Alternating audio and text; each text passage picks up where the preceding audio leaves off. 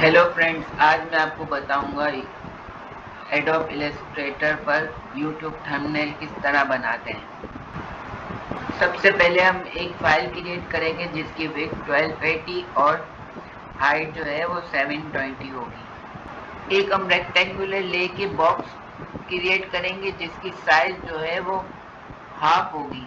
इसकी साइज को हम हाफ कर देंगे। यहाँ से क्रिएट करने के बाद यहाँ से इसकी साइज को हाफ कर देंगे।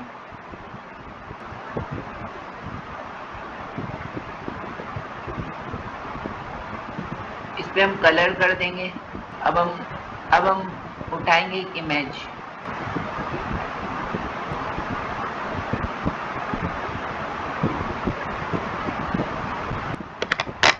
इस इमेज को हम बैक पे सेंड कर देंगे।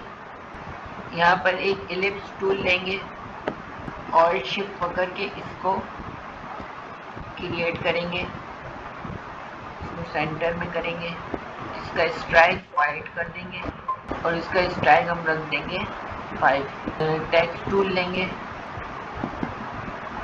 तो सेंटर में कर देंगे। इसका कलर वाइट कर देंगे।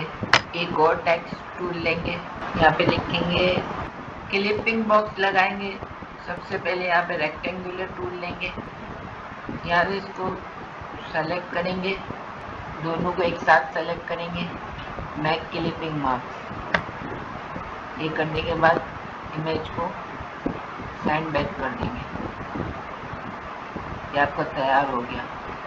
इसको आप आर्टबोर्ड में लेके सेव कर देंगे।